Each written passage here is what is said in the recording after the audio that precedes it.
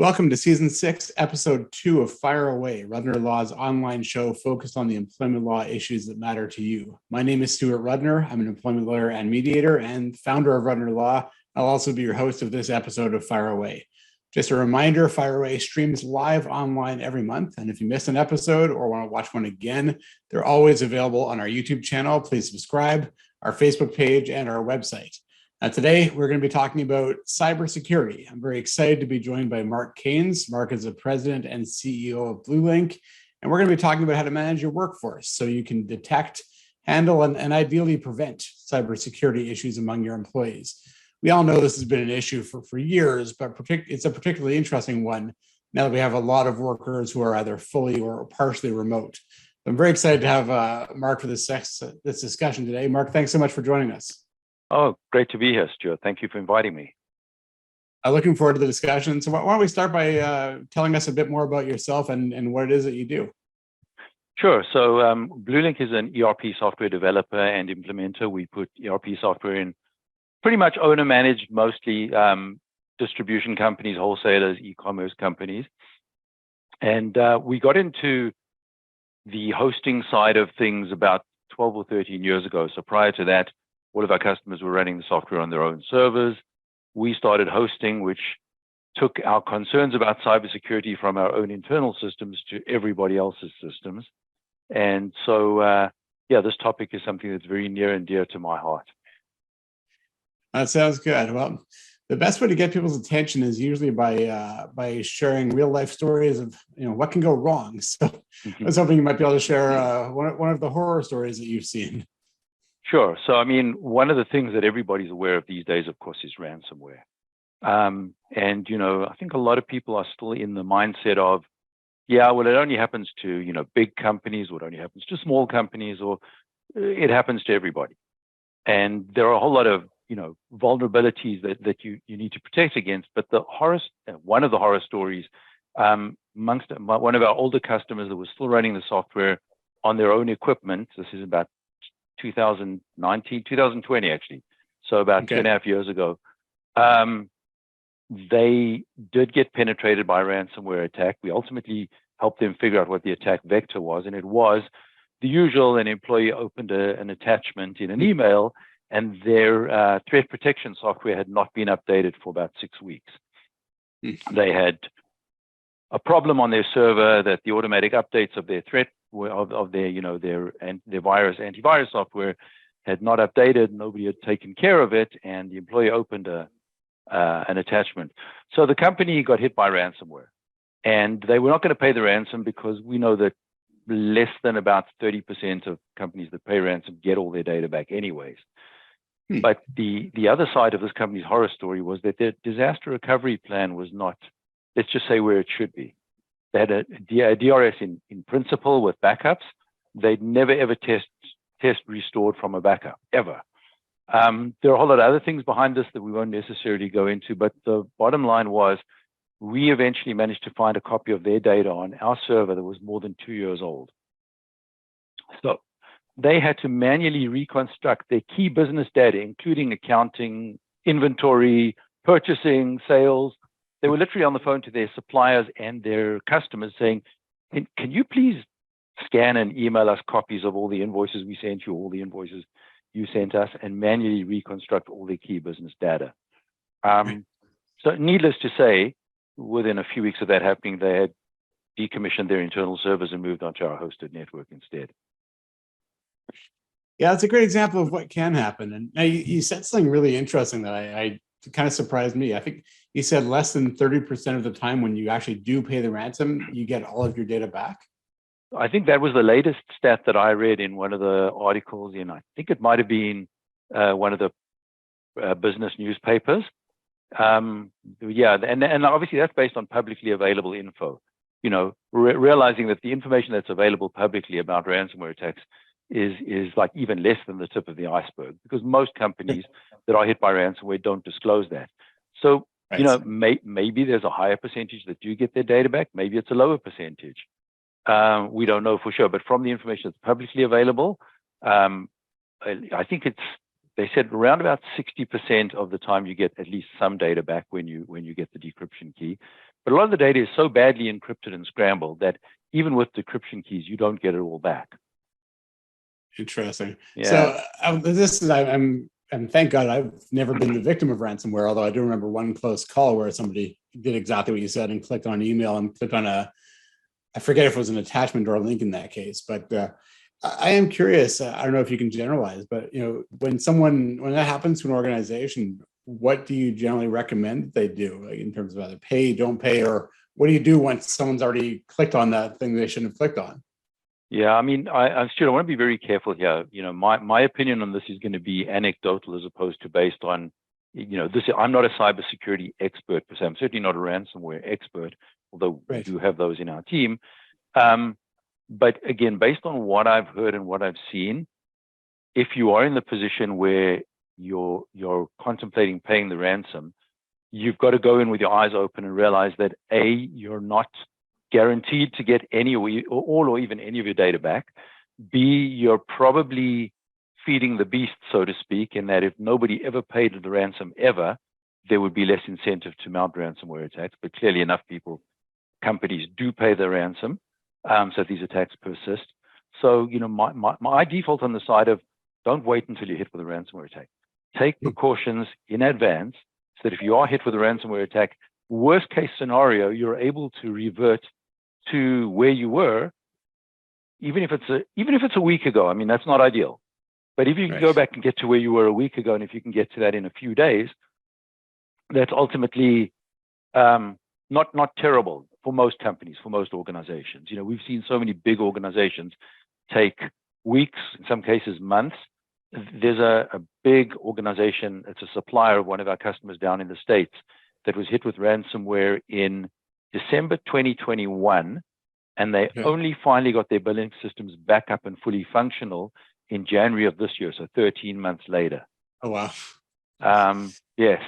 So we were quite surprised about that, and it's a very, I mean, I'm not going to name names, but it's a very, very large publicly traded company in the United States. And that's scary. And I do want to come back to what you were saying about, being more on the preventative side of things. But that's kind of scary because I think most people assume that, okay, if the worst happens and we are the victims of an attack, one option is we'll just pay the money and just suck it up. But to your point, even if you do that, you may not get everything back. So and I know this is all anecdotal, as you said, but from your experience, if someone is a victim of a ransomware attack and chooses not to pay, basically at that point, their job is essentially just to recreate the data and hope that they have good backups, or is there anything else that you can do at that point? Yeah, well, so I mean, it's certainly in the past, and I've actually seen this. In fact, I participated in this for a family member who got hit with ransomware. There were tools that had been developed that with some of the earlier ransomware incarnations, you were able to decrypt or fix up enough of the data, particularly individual files like, spreadsheets or personal database files, Microsoft Access databases, for example. Modern, up-to-date ransomware, once it's encrypted. There are no tools that are available that I'm aware of that will allow you to decrypt them. So yes, you are looking at trying to figure out how far back do we have to go to find a usable backup that we can restore that is not fully encrypted, that is sufficiently still usable that we can actually go back and clean that. Because typically the ransomware encryptions crawl your network and start preparing, let's call it in non-technical terms, preparing the files for encryption.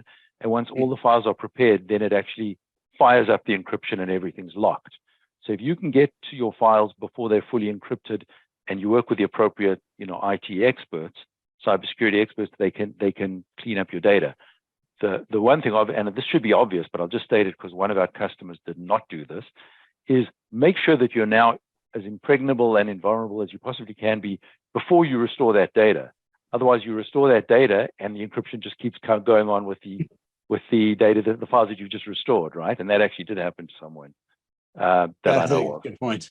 Yeah. So I want to get back in a second to being more proactive and preventative. But just to finish the thought there, because this is something you mentioned to me, excuse me, when we were preparing for this show, of people not having proper backups or not testing their backups. And I think it's a great point. So maybe you could just elaborate on what do you mean by that and what people should be doing? Sure. Well, I mean, the first thing I'm going to say is I think that if you're an organization that does it, that isn't big enough to have your own highly skilled IT professionals or IT support staff on your payroll, you should be working with a professional, vetted, external third-party organization to help you manage and implement your disaster recovery strategy, including backups and what to do in the event of any kind of a catastrophe. But one of the things that I've seen so many companies fail to do is verify that you are able to actually restore your backup. So it goes back even to the days of when we all had our own little servers and we used to back up onto those tapes. And then you try and restore from a tape, a year later or even a few months later, a year after you'd started using the tape, but it's last night's backup, but the tape's a year old. The tape got stretched or it got demagnetized. The backup software did not report an error in backing up, but when you try and restore, it's unable to restore. So whatever your strategy is, you need to verify. If you've got cloud backup and something goes wrong with your equipment and you have to bring in emergency replacement equipment, can you restore from your cloud backup to the emergency replacement equipment? Probably, but maybe not. Maybe there are operating system incompatibilities or version control issues. So it's very advisable to do dry runs of real restores from backups and just test and verify as best as you possibly can your full disaster recovery plan. So Stuart, some of the things that you may not be able to test in real life are like, okay, if you're running your own equipment and you've got a backup plan for getting equipment in an emergency from be it a supplier or an IT support company, you may not be able to test doing that exactly, but you should be able to periodically get a loaner of one of the so-called backup computers or backup servers made available to you to do a test restore there. You also want to know how long does it take? You may find that if you've got massive systems, you've got all these backups in the cloud. When you want to restore them, maybe it takes 3 weeks to restore. And if that's part of your DRS timeline, that's fine. If you're okay with that, that's fine. But if you've got something like an RTO, return to operations target of 4 hours, and it takes 4 days to restore your data, you're not returning to operations in 4 hours. Great. Yeah, I think that's a great point that I know even just personally, we all have, I have my backups and things and I put it all in place and I feel great about it. And then 6 months, a year, 2 years goes by and I never really tested it at the time, let alone now when I've probably changed a whole bunch of, systems, apps, whatever else I use. So yeah, it's a really small thing to bake into a routine because you don't need to test, for example, just with a simple facet of testing restores from backup data backups, let's say. It's not like you have to test it every day or every week. But I mean, just depending on what kind of your business you're in and what your risk level is, once a month, even once a quarter, just make sure that you can randomly grab one of your backups and that it actually will restore and the restored data is actually usable and what you expect. It gives you a measure of assurance and security. Yeah, I think it's a really good idea. And then so going more to the proactive side, because, from what I've seen, and you've seen a lot more than I have, but from what I've seen, usually the vulnerability is the employees and it's people, as we've said, who click on open emails, click on things they shouldn't. So what do you recommend that an organization do in terms of training and policies, or what should they be doing in order to minimize that risk?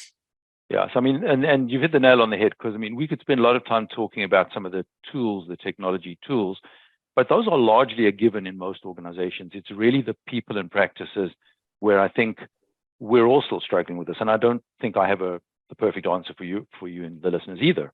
I think, though, that the starting point is to recognize where those vulnerabilities are with employees. And, let's differentiate between current employees and former employees. There's a whole different scenario which we can maybe get to about when somebody leaves your organization, what vulnerabilities are there as a result of that and what could you be doing proactively to prevent those. But with employees that are currently working, there's education, there's putting systems in place to make sure that you've got threat protection in place, etc., multi-factor authentication and all the other tools. Then there's employee education, and employee education is probably one of the areas where most organizations fall down. Many organizations do have cybersecurity training when they first onboard new employees. And in many cases, you have to actually do an exam and get certified. And then if you stay at the company for 10 years, you never redo that. So And that's okay, because honestly, some of the training is very theoretical more than practical. But ongoing mentoring and communication and reminders about the kinds of things that go on.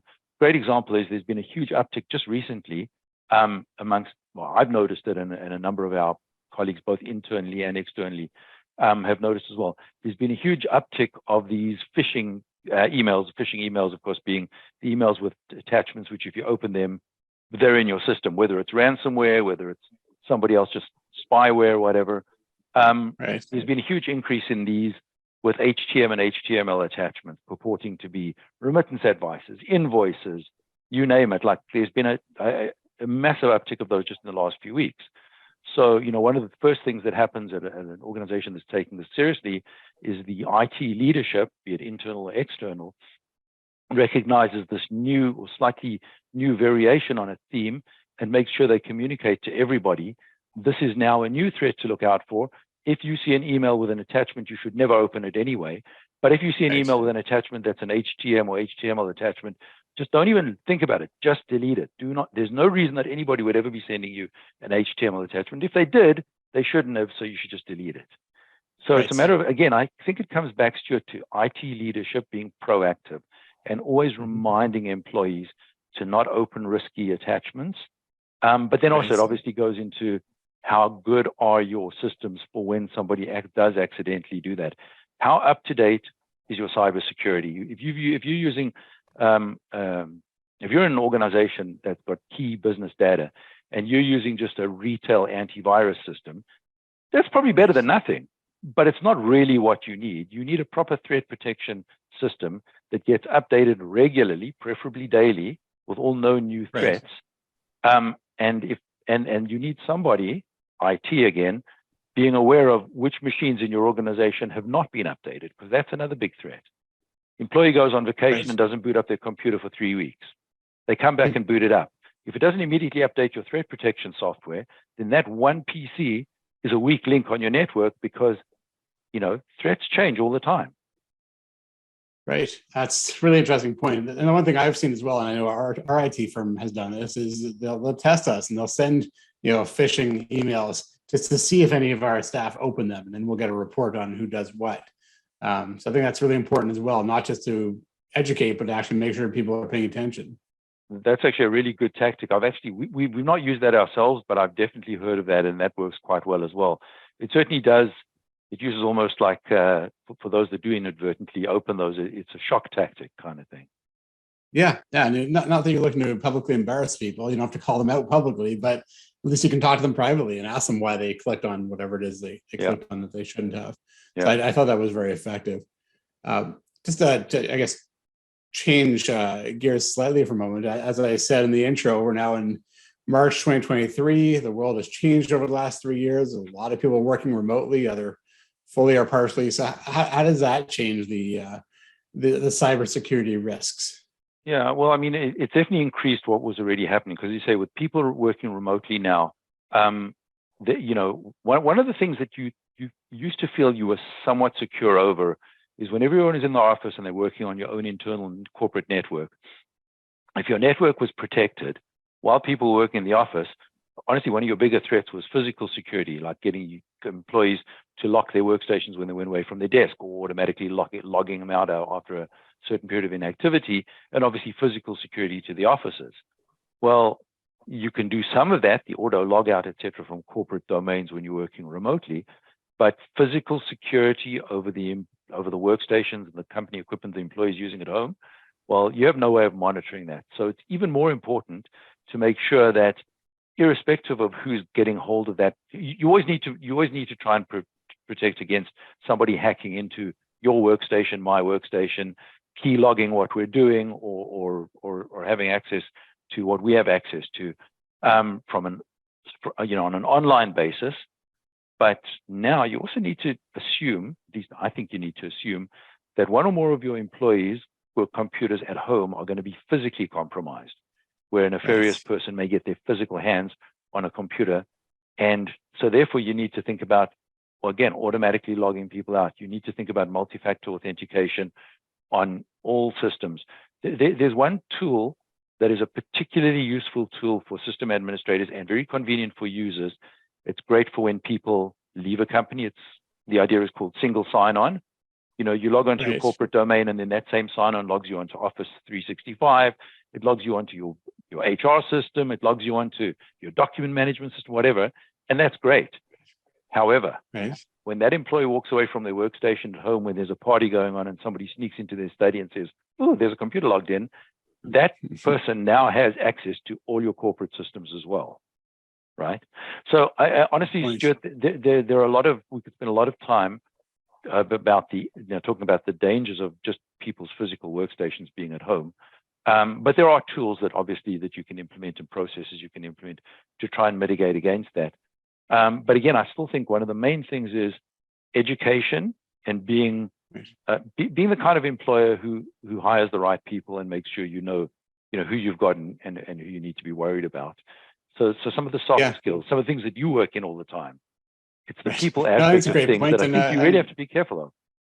Yeah, and I think it's an important point. And again, it gets to the point that if you have people working remotely, like you said, you got to hire the right people. You got to trust them to do good work, but also trust them to be responsible when it comes to things like cybersecurity. So yeah, I mean, that's very important as well. Yeah, I mean, there's the obvious thing of like making sure that people log in through a VPN, a virtual private network, to avoid, package sniffing and so on.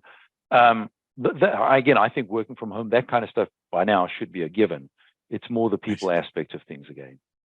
Yeah, well, and that's where I think it was kind of interesting. Back 3 years ago, we all scrambled, and you had people working on their dining room tables and using their kids' laptops, and we're just doing whatever we possibly could to work. And then, obviously the evildoers of the world saw this opportunity and realized that all those securities of having everybody work in the office were gone, and capitalized on that. And of course, as it always goes, you've got the evildoers who find out new ways to do bad things, and then you have the rest of us who try to catch up and find ways to prevent them.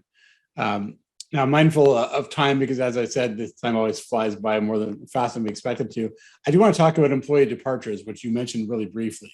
But departures being a nice way to say either terminations or resignations. But I wanted to talk about or hear from you as to what you recommend in terms of putting in place to safeguard your systems, ideally before someone leaves. Yeah, so I mean, there are a bunch of different things. So, for example, if employees, most companies of reasonable size now have a lot of different systems that employees log on to, right? And that's maybe where I'd like to focus is if you have, let's say 5 or 6 internal systems and a couple of, cloud-based systems that you work on, and some of those do lend themselves to single sign-on, but some of them do not. Then some of the things you need to think about ahead of employees' termination is how quickly can you deactivate that employee's access to all the corporate systems upon termination?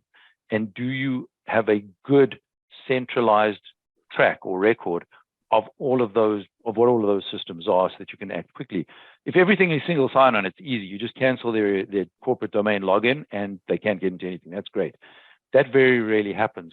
So another tactic that I think is a useful tactic for many companies is using one of these corporate password managers and mandating use of these corporate password manager, because then again, similar thing. Those systems that you can't log into with single sign-on, you use the password manager. When they leave, you deactivate that account and they can't get into any of the systems. There's also the question of corporate equipment. Again, as you said, 3 years ago, that was less of an issue, but nowadays, when somebody leaves, and particularly if they don't leave on good terms, but they've got, your company's notebook computer, how do you make sure that that is not misused, even if you canceled all their logins, right? There is software available that allows you to remotely wipe that system.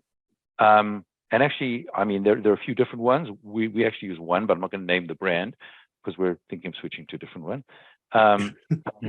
But there are a bunch of them. They're not that expensive. They work really, really well, and they allow your central IT department to literally remotely decommission that computer, and render it effectively unusable. Now, again, hopefully you don't have that situation, but you don't really want to find out. I do think that, I think that's important too. Go ahead. I was going to say, I often work with clients when they're planning a termination, and they've got the luxury of time, where obviously I'm helping them from the legal side and planning severance package, et cetera, but they can also work with IT to plan to make sure everything is ready to go. So when they call them in for that termination meeting, they can also deactivate all their access. But it's very different when somebody hands in their resignation. So I just wanted to, I think a lot of what you said would apply to both scenarios, but is there anything that in particular organizations should do to plan for the unexpected departure? Well, yeah, very simple, obvious, basic stuff is what often slips through the cracks in that regard, and that is knowing what the employees have, both in terms of physical assets and what they have access to. And again, I see so many of even our customers where they're not aware of that. They don't know. They may know the employee has certain assets. They probably don't know all of them because people are generally not that good at tracking. Joe came into the office and grabbed a monitor, but nobody knows what monitor it is or whatever. Now maybe that's not the biggest risk. So you lose a little bit, you lose a $400 monitor, it's maybe not the end of the world. But sometimes it's more valuable hardware that has been taken off site. Particularly if you are an IT services company, maybe one of your techies has taken some high-end scanning equipment home to test, to field test, and then decided to quit. You don't know they've got that high-end scanning equipment. One day someone comes into the office to look for it and it's not there, but nobody knows where it went. So physical control over items that are removed from the office should always be one of the things that you implement. It should always have been, but particularly when people are working remotely. Right. But I do think that also not having a good sense. One of the things that I see a lot of non-tech companies in particular have is they don't have a good sense of what all of the soft assets are that the employee has access to.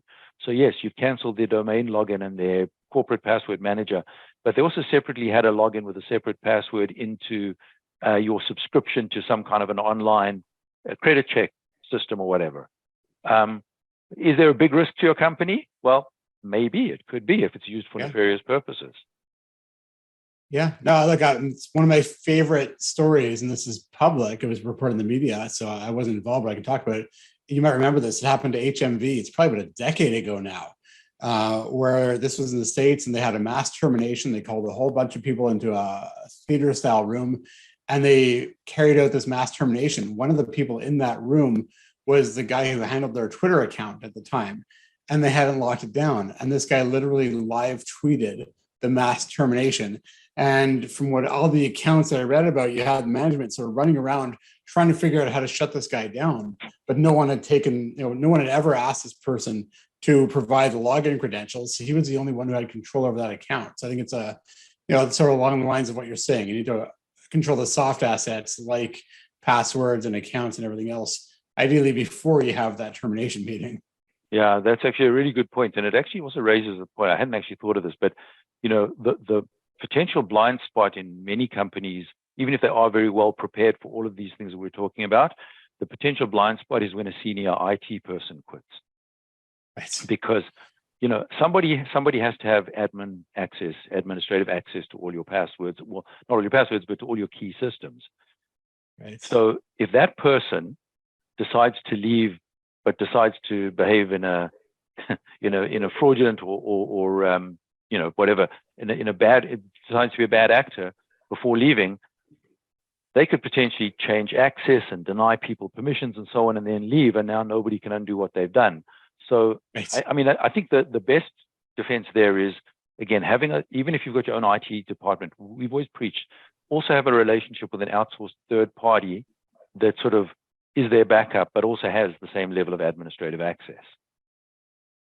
Yeah, I think that's, as you said, especially someone who has access to everything, you've got to protect yourself. So that's a great point. Yeah. And we've already gone on longer than I think we planned to. And of course, we didn't get to half the stuff we're going to cover. But Mark, I really do want to thank you for joining me today and providing some really interesting insights. And before I let you go, how can people reach you if they want to talk to you?